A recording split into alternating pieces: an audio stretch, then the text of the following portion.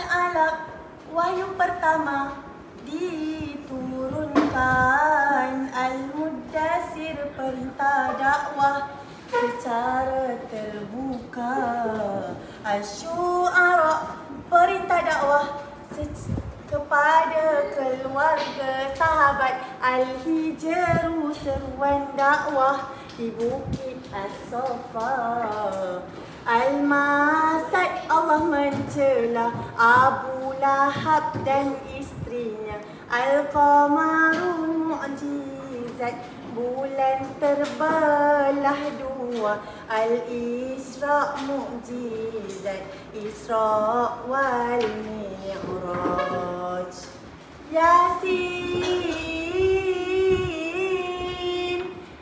Nabi baca ketika mencampakkan tanah ke arah musuh yang mengepung rumah baginda.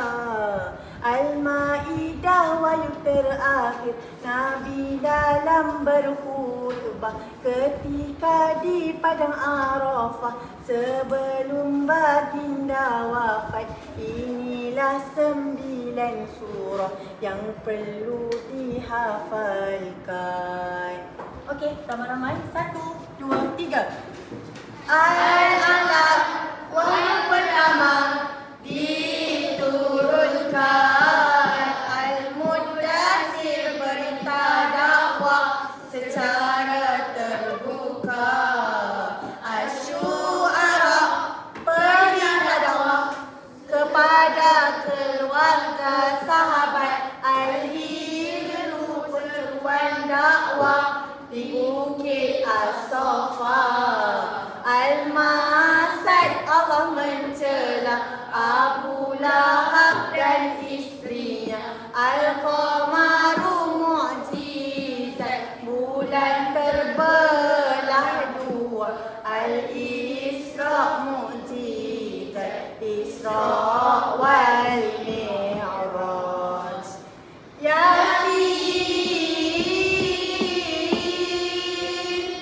Nabi baca ketika mencampakkan tanah ke arah musuh yang mengepung rumah baginda.